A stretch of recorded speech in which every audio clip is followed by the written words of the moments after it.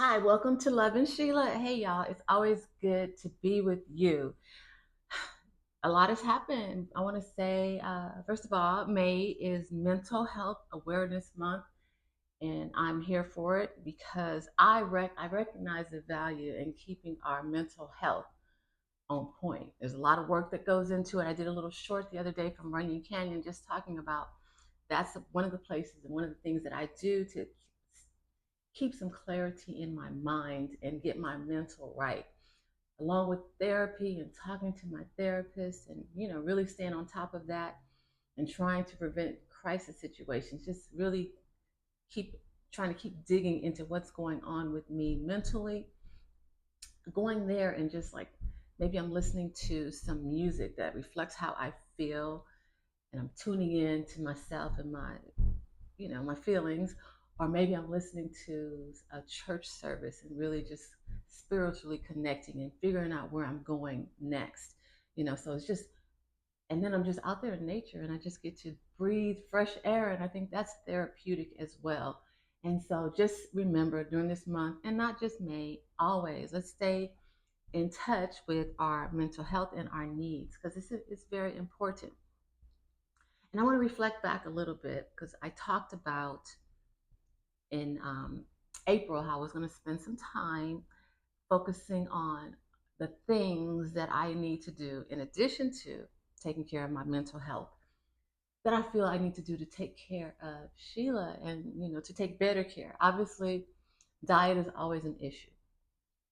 My diet is not the best, though I do try and control it and monitor it, but I feel like there's so much room for growth. I feel like I'm at like 30%.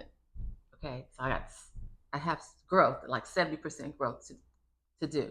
Struggle with that because I've always had a philosophy like I'm going to eat what I want to eat. But as I get older, my body's like, okay, you can do that if you want to. You could do it if you want to, girl.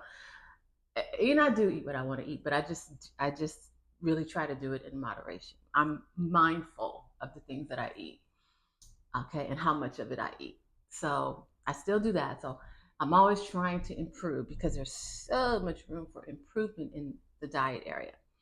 But what I can do is work on the controllables. And those things are you drinking water? Okay? Because the early part of my life, water was not really a part of it. It was more like Dr. Pepper. That was my water. I mean, I drink water when I work out. I always drink a lot of water when I exercise while I'm exercising. But outside of that, no. And one thing I did learn, especially when I was training with the marathon, it was like it's not about hydrating while you're doing it. It's about staying hydrated. And that happens days before you're exerting. So right now I'm really trying to stay hydrated. And you can tell, I mean, you can tell in your skin and everything else. I used to get facials and they would say you're dehydrated. I guess the way my skin would feel. So really what I'm doing is I'm trying to focus. I'm trying to keep my water nearby. Oh, I'm trying to focus. I'm drinking my water. So I got my Stanley. My brother told me about it. He acted like it was the greatest thing. I'm like, what is a Stanley cup or Stanley?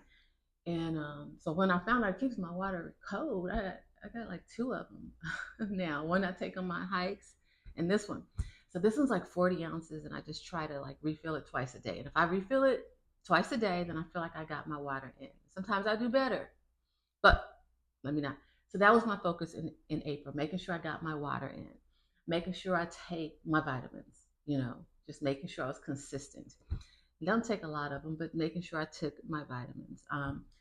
I was making smoothies because I don't get a lot of vegetables. So making my smoothies with some fruit and vegetables and things that may not fit into my diet always. Of course, just staying consistent with my workouts. That was part of it. So water, gosh, and very important to me, skincare. A lot of times at nighttime, I just want to go to sleep, and I don't wear makeup. I wear some mascara. I don't wear makeup, so it's not like I need to wash the makeup off my face, but I need to wash the day off my face. And sometimes I just feel too tired. I don't want to do it. So I committed to not only my morning routine, but making sure I do my nighttime routine of my skincare. Okay, so that's important to me because I want to come to you and I don't want to have to go through makeup and all that kind of stuff. I want to come to you with fresh face because that's my kind of my thing, like being as natural as I can be. So natural hair, natural skin, I'll put on some lip gloss and some mascara and this is me. Like there's no contouring, there's no concealer. This is me. And so I'm working hard to keep it just like this. And then the next thing I was doing is making sure I did my teeth whitening. Like every night for the whole month, I was whitening my teeth. And I don't even know, I can't even see the results, but I did it nonetheless. But I made it through April and I did everything that I said I was going to do, except, be honest, at the end of the month, I went on vacation. And at that point, I still did my skincare, but I think the teeth whitening was out and I wasn't exercising because I was like, I'm on vacation. My only exercise is laying on this beach, okay? And maybe taking some photos and trying to be cute on that beach. But that didn't last for long because the first day I went out to the beach, I put on these little shoes I thought would be kind of cute for that environment. And they were wedges, but I was like, it's the beach. So I'm walking and then I'm like, these things go up my ankle, they're cutting me. So by the time I got to the beach, I had like a cut on my leg because they were scratching me. So I was like, okay, Sheila, take these doggone shoes off. Took the shoes off and I'm walking, trying to walk to a place on the beach and I kicked a big rock. So I got like a bruise on my foot. So from then I realized we're not gonna be cute anymore. We're gonna be practical. But anyway, I just digress. So there's a time and a place for everything, and that was not the time nor the place. So bottom line is I made it through April and I did all my routines. And now I'm at a place where, okay, now you just have to continue. Like, of course I'm going to work out. Of course I'm going to do that. I am. And I've been doing my skincare consistently, night and day. Still, now, the struggle is making sure I get those smoothies. Didn't quite enjoy them. I've been reverting back to coffee and making sure I get the smoothies and doing my teeth whitening. But I can only say this because I'm trying, I'm trying to put forth some effort to get all these things done. And it's a lot. I mean, because we have real lives, we have jobs, we have relationships, we have things we need to take care of. We have, I guess I'm getting to the point where I have to help us take care of my parents. They're aging and they need support. And I'm realizing that. Like today, my mom and I are going to go to a doctor's appointment this afternoon. I scheduled one for my dad next week. And so now this is new for me because not only do I want to take care of me, I want to take care of my parents, my son. That we all have needs, but I have to remember to take care of me. So this is like I'm like the other day I was thinking, am I up for this? Am I prepared? Am I able? Am I capable? But yeah, I don't have a choice because these are people I love and I've got to make it. And they were always there for me. And now it's my turn. So I did go through some maybe resentment, I would say, because I felt like I was in it alone. And I was like, if I'm going to be in it alone, then I'm going to be in it alone. Like, I don't want to talk to anybody. I don't want to give any reports about anything. I'm just like, if you cared, you'd be here with me. We'd be doing this together. But since you don't, I'm going to keep it all to myself. I'm just going to do what I have to do. So maybe I need some help, some therapy there, whatever, possibly.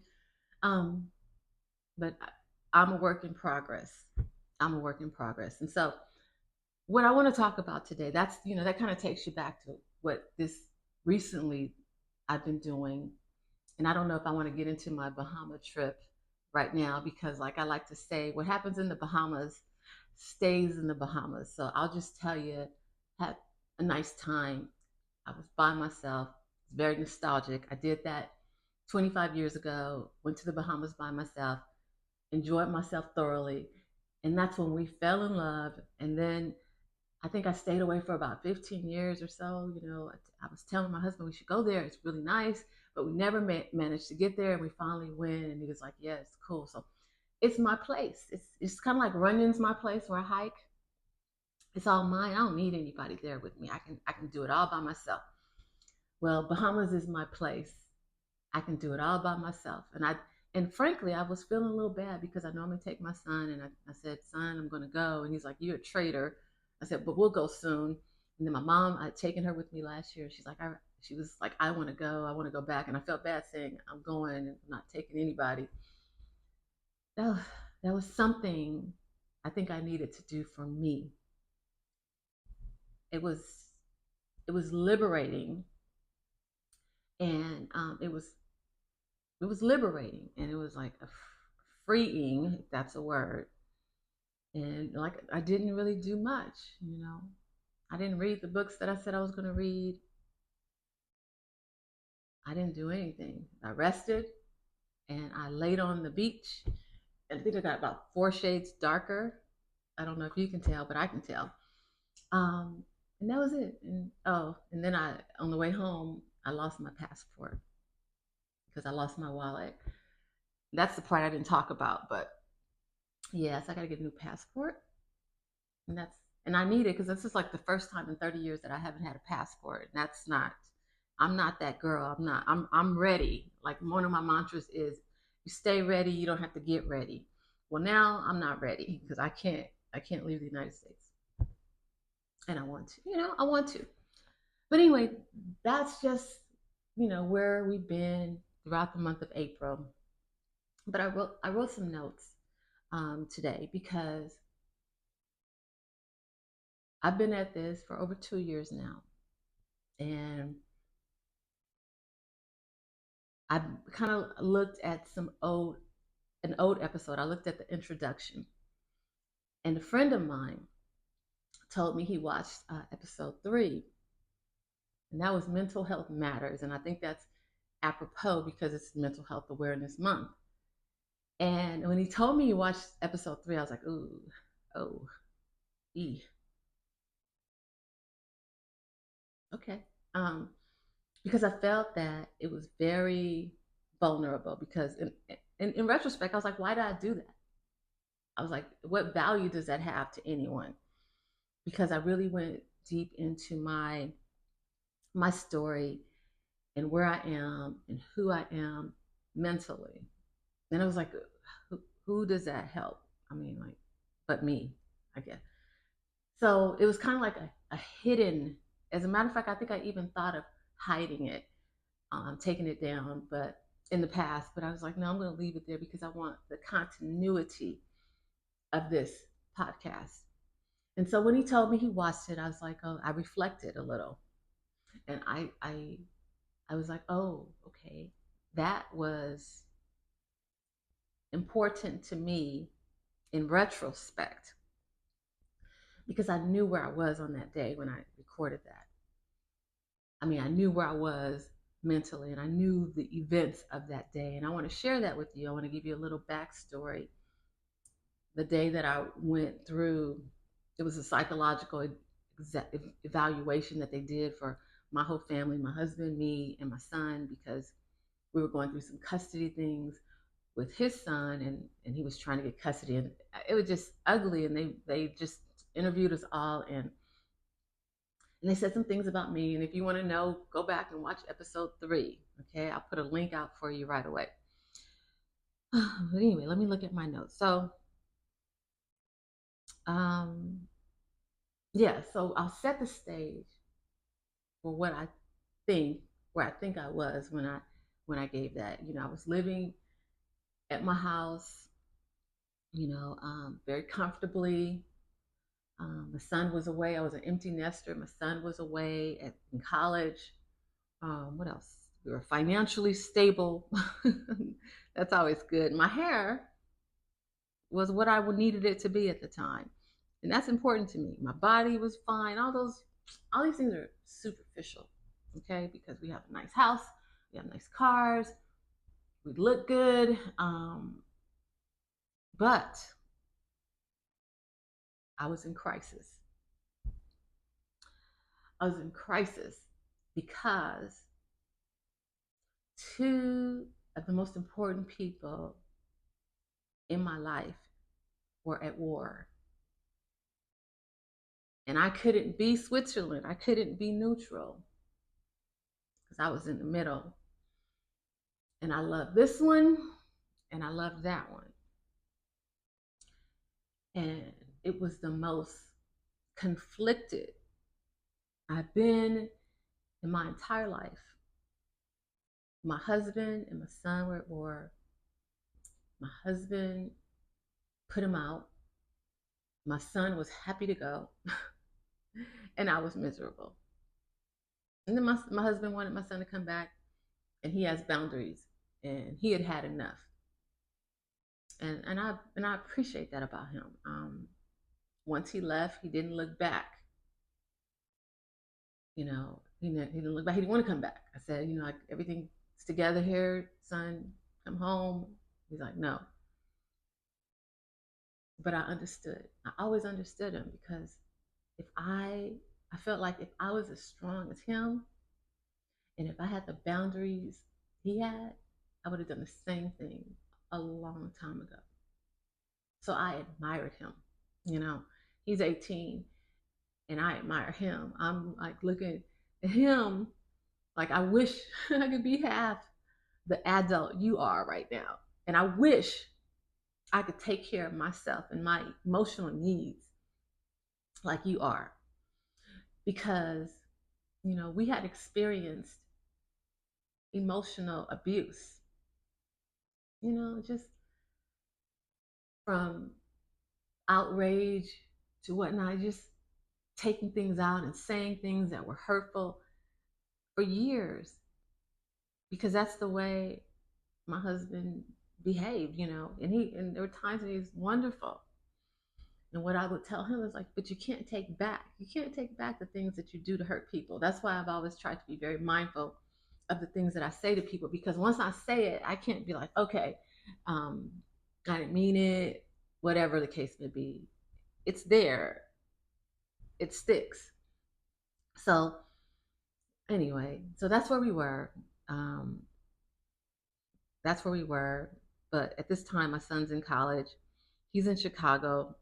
I've been praying, like, okay, Lord, get it together for us, at least so we can be back together by Christmas. What kind of holiday are we going to have if we don't, can't be together for the holidays? But none of that came to pass. The strain on me was palpable. I wasn't sleeping. I wake up every night just stressed out, just thinking about this. What are we going to do?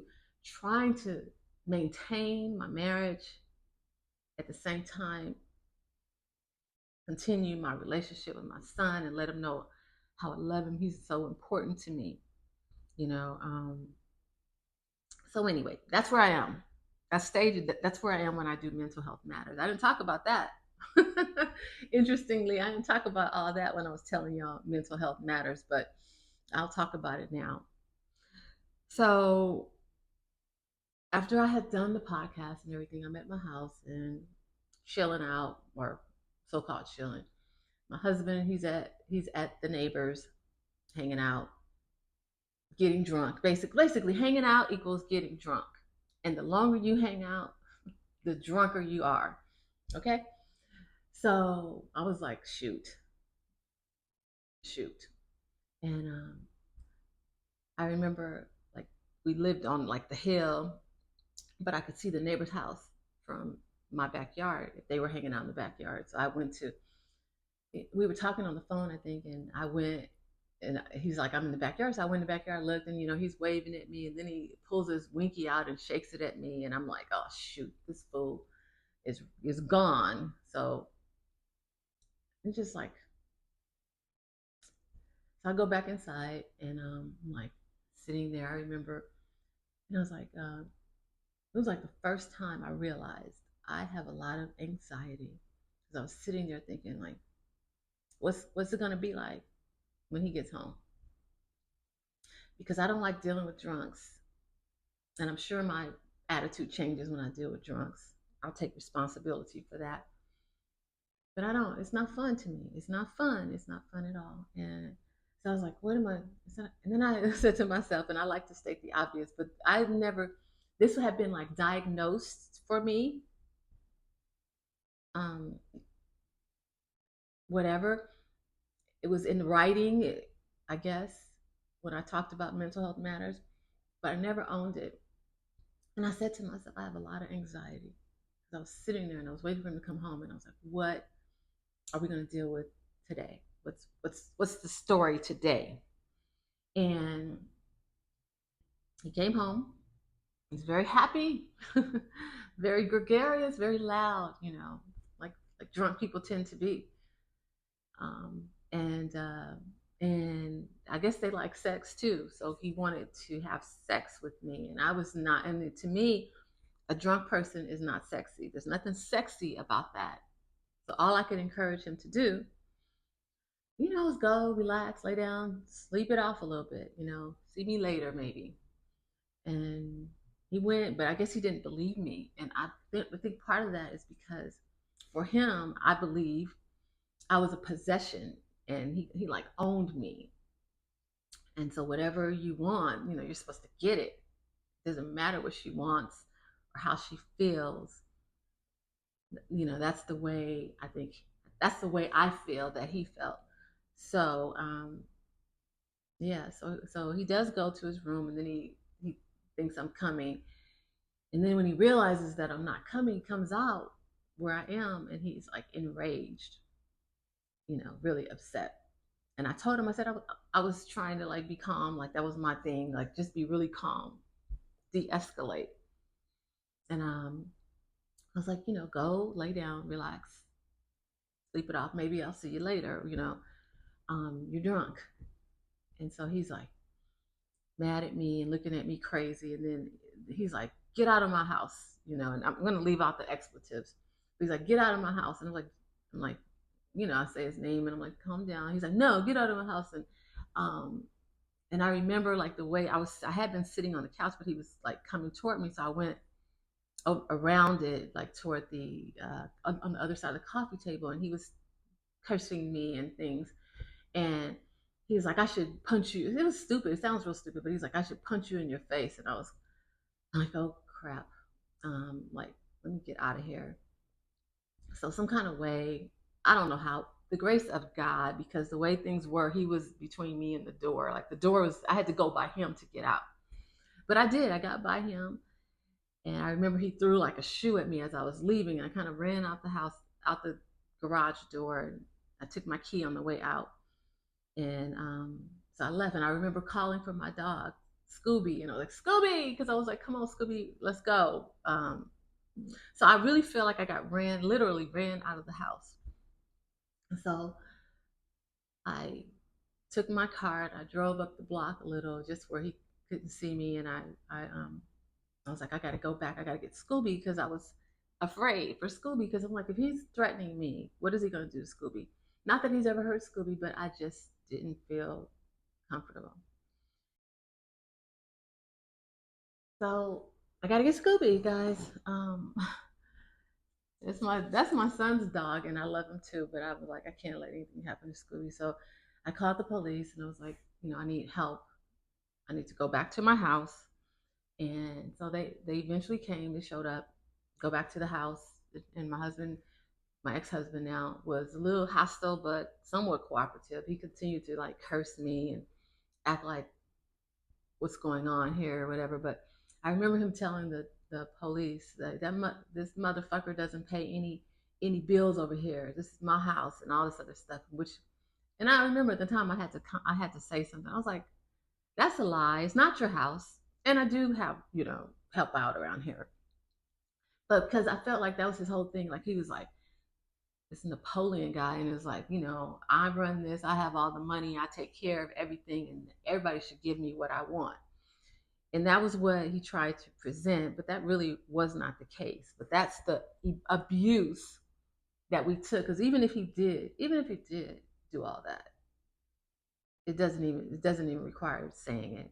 I'm your wife, you love me, I'm not an MFer, just like all these things. So anyway, I got the things for me and Scooby. We got out of there. When I left that time, I took my son's car. So I have two cars now on the street. My girlfriend came, and she drove one of the cars, for me to get it off out of the neighborhood. and we took it to my mother's house. And it was late. I mean, in my mind, it's like midnight. Maybe it was 10, but it felt like it was late. It's late. It's past my bedtime. We know that. So this is where we are. We literally been ran out of our house. The police had to have some police intervention to ensure our safety. And I show up at my mom's house, and I couldn't cry, I couldn't be sad, couldn't be emotional, because I could, but I wanted her to feel like I was okay. And I know how mothers are. Um, but I just had to, like, at that moment, I was focused on surviving, and I survived the threat. I got out, and I had a choice to make. I had a choice. It's like, okay, are we going to continue to try to pretend that this is okay and try and live this facade and whatnot? Or are we going to really, like, tune in here? Okay, are we really going to tune into what's going on? This is not okay. This is not the way it should be. You're not happy. You're not happy. Everything is torn apart. Um, and so I had to deal with my reality. The fairy tale is freaking gone. The fairy tale doesn't have a situation where the police, are making sure you're safe while you're around your husband. That's not a part of the fairy tale. And I had a decision to make. I had a choice to make. And I chose me. I chose me. I chose my son. I chose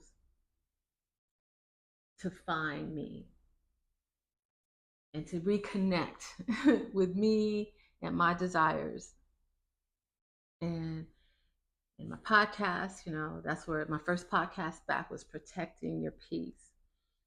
And then there was one, tune in and be empowered, and believe in your own strength, because I was always strong, but I felt like I was strong enough to take it, but not strong enough to get out. And so I had to believe in my strength and know that I'm enough. I had to put myself first. Everybody else was ahead of me. I had to, Sheila, that's when I was saying, like, um, just like on the airplane when they tell you to get your oxygen mask first and then take care of the kids. I'm freaking drowning. I'm can't breathe. I'm scared. I'm not happy. They gotta take care of me. Otherwise, this whole ship is going down, and there's a lot riding on it. So so I did the podcast, putting yourself first, the pursuit of happiness. Who are you? Transition and transformation. And these were all the things I did and I talked about in real time while I was going through all this transition, learning how to put myself first, protecting my peace, believing that I'm strong enough, that I can do it, and and lining the heart and the soul, because my heart wanted to have this family. My reality, my mind, my will, and my emotions told me this family ain't working. Um, so I had to redefine and realign,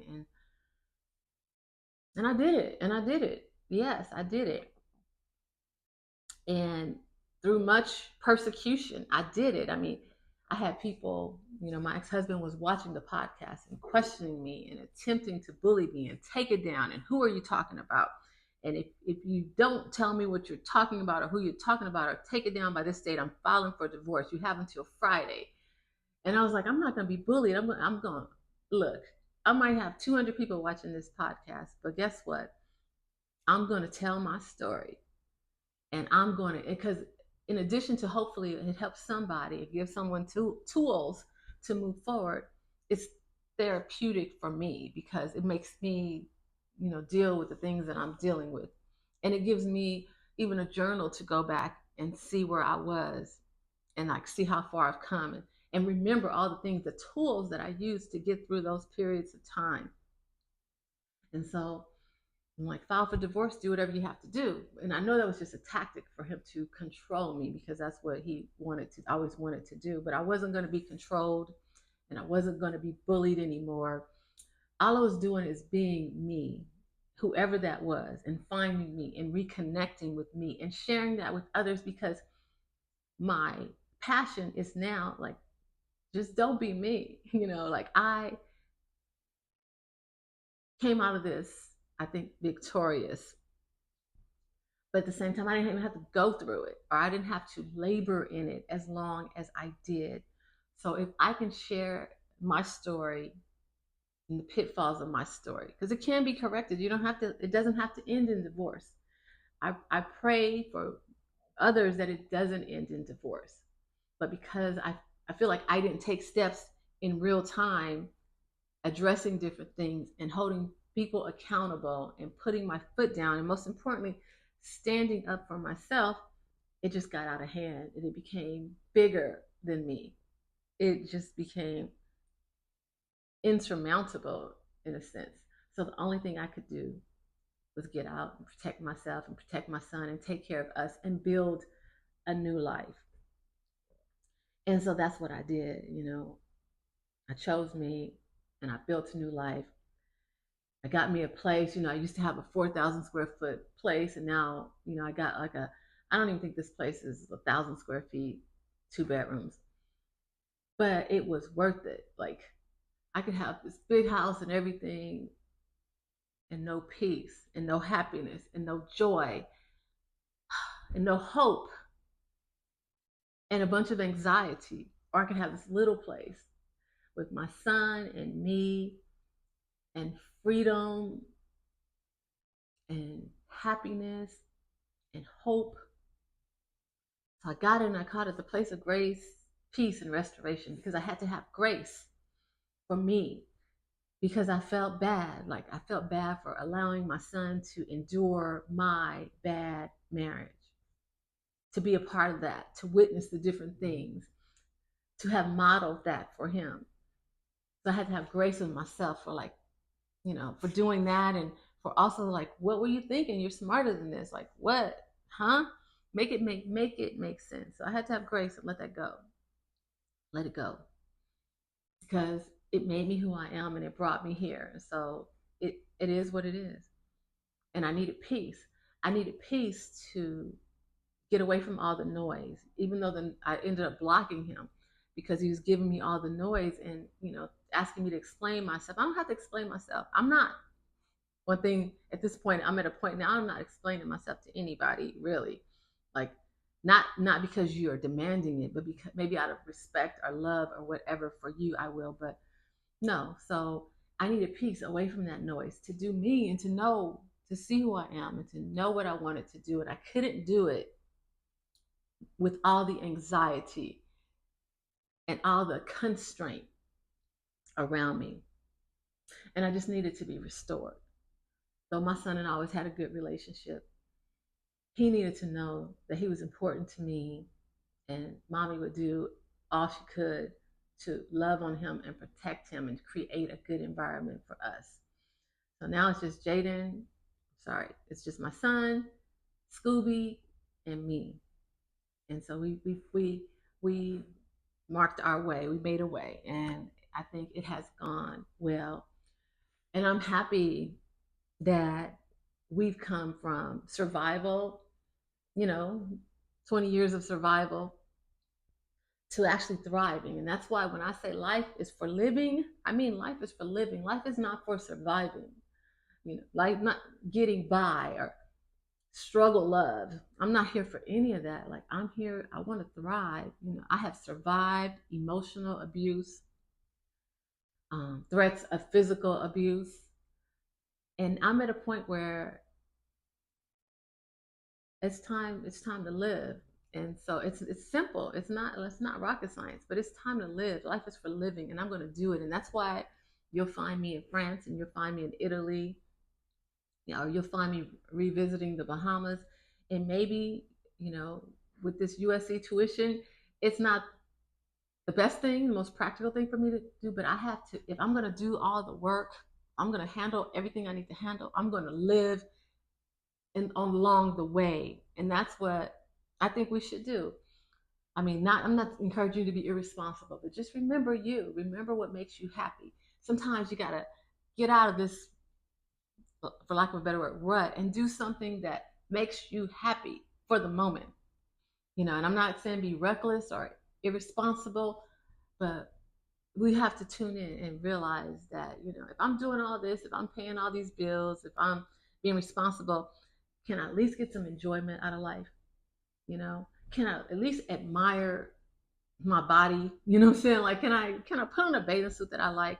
Give me something I like, something to make me happy. And so that's why I say life is for the living, and doggone it, I'm gonna live. And if it offends you, excuse me, but I don't know what to tell you. I don't know what to tell you. So that's I think that's my story. Um, I think that's it. Let me make sure I haven't forgot anything. So that brings me back to mental health. Still doing my therapy, still having Tuesday morning meetings. And the truth of the matter, and I said this on my short the other day, the truth of the matter is most of my therapy is about my relationships with men and managing them and recognizing the red flags and the green flags, or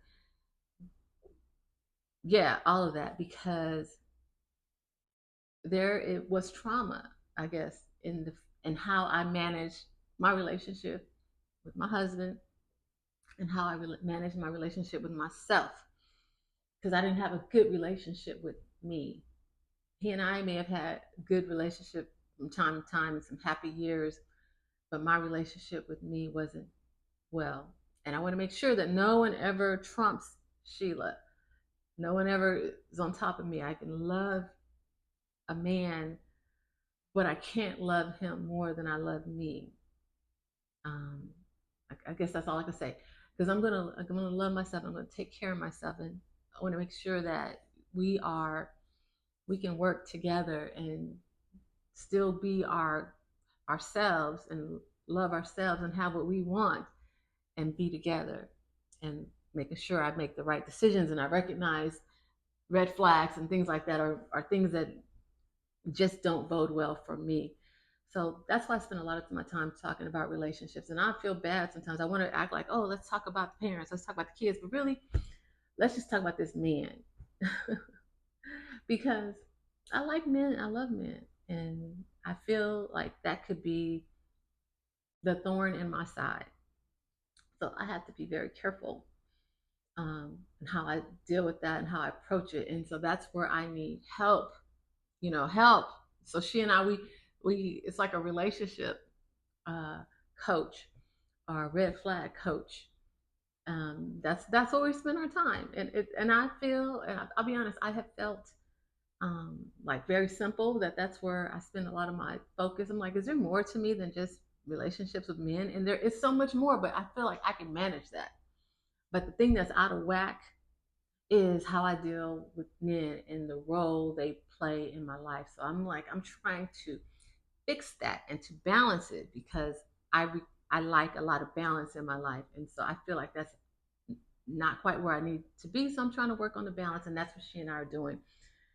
So yeah, that's so I'm trying to balance it so I don't end up in another crisis situation, so that I see the red flags, so that I respond in a real time matter, as opposed to waiting 5 years and saying, hey, wait a minute, that's been going on for the last 15 years. We need to address that. I don't think that's the best method for that.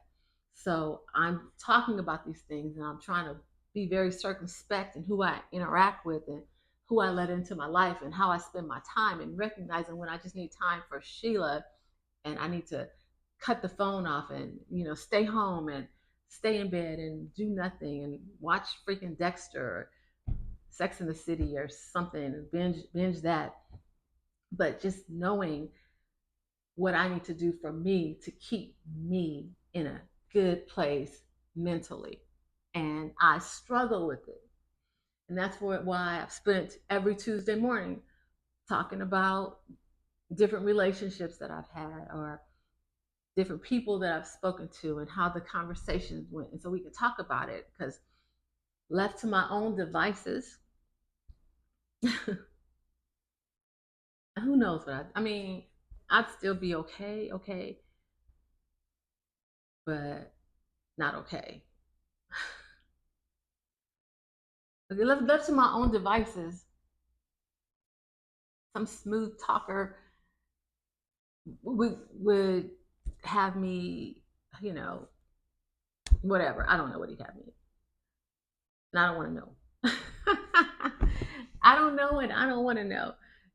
Just I am looking deeper into these things now, and that's honest. I'm telling you, that's why I need therapy, to make sure I don't get caught up in anything that I don't need to be caught up in, and make sure I see things for what they are, and I hold people accountable, and I hold myself accountable, and that I have realistic expectations. And when people are not meeting my expectations, or they're not fulfilling my needs, or they don't recognize my wants and my needs, or they don't care that I am in tune with that, or if they're focused on purely what they want and what their agenda is, and that I'm like, okay, that's fine, that's your agenda, but that's not mine. So making sure that I stay on track, and that I'm on a road to get me where I want to be, and that whoever comes into my life is conducive and is a contributor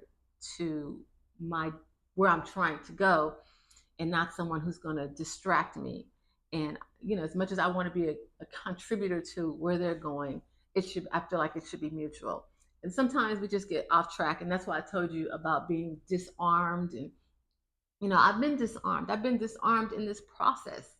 And maybe I'll tell you more about that in the next I will tell you more about that in this next episode, because when I talk about relationships and having conversations about the rules of engagement, and spending months to get to know someone before you make a commitment, it's because I made commitments, because I haven't had conversations before I started going out with someone. And maybe I ended up in a no, I didn't maybe I ended up in a situationship, and I had relationships before I was ready, or I've been bamboozled. And all these things have happened. So I'm talking to you because I've experienced it, and I kept out the names and all that kind of stuff. So because I've experienced it, and these are things that's out there. And yeah, I didn't date for about 25 years. So when I came back, I thought I was good.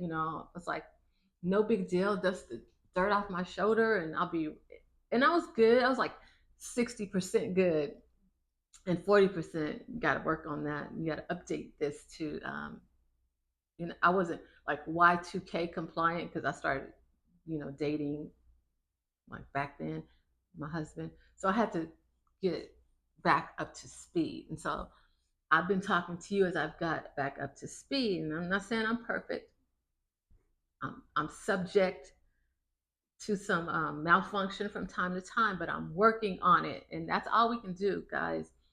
Take the information that we've gained from our experiences, our knowledge of ourselves, who we are, what we're prone to, what our proclivities are, what we like that's not good for us. Because sometimes you like stuff, I like cupcakes, but I know I can't have cupcakes every day because it's not good for me.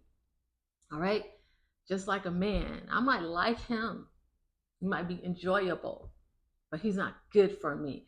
And so taking that information and processing it and doing what's best for us, because it's not about anybody else. That's why this podcast is called Lovin Sheila.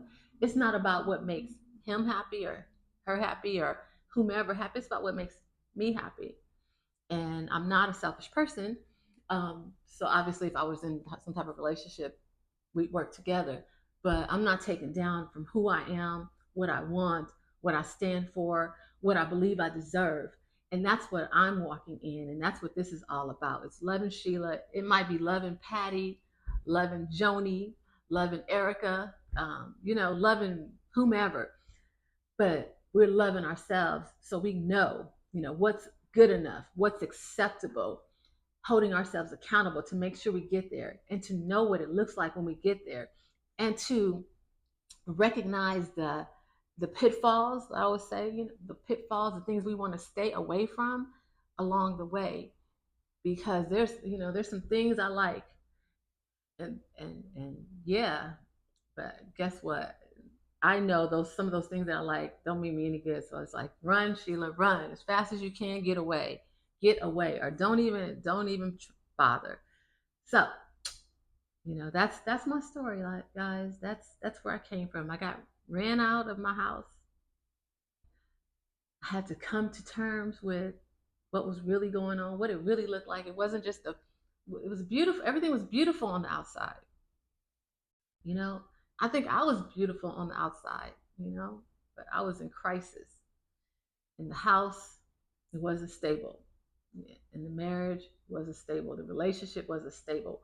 We were not giving each other what we needed. The bones of the house, they were not good bones. And so for now, moving forward, I'm trying to build with good bones, with strong foundations, so that I don't repeat some of the things that I did in the past. And I'm here talking to you because I want to be a cautionary tale. I don't want you to end up like starting over at 50, like me. I want you to catch it and address it, correct it, and build a strong foundation. And I don't want all my listeners to end up in divorce. I want you to save your marriages if they're savable. That's my desire. So I'm going to share my story. I'm going to share how I got here and share why I say the things that I say, to give you a little understanding of why I said what I said, and why I am what I am, and why I do what I do, and why I want to live big, and why I want to have experiences, and why sometimes I may say maybe too much or maybe post too much on social media. But it's because my voice was silenced in a way for years. Couldn't be too much. And now I'm going to walk in everything I am unapologetically. And so that's where I am. I hope you can appreciate it. Don't forget, I don't do this much, but go follow me on Lovin Sheila, the podcast, on Instagram, or you can follow my personal page, Lovin Sheila G. But let's get some interaction. Let's get some engagement. Let's talk. Tell me what you're struggling with. I'm telling you, I'm struggling with these men. Okay? And I've met some nice ones. Just trying to find just want to find the right one for me and for who I am. And if you can relate, if you identify, if you, whatever your situation, maybe you gave up. I think I gave up too once I broke up with my husband, but that didn't last long, because I love me some men. So anyway, I'll see you on the next Lovin Sheila. You take care of yourself, and yeah,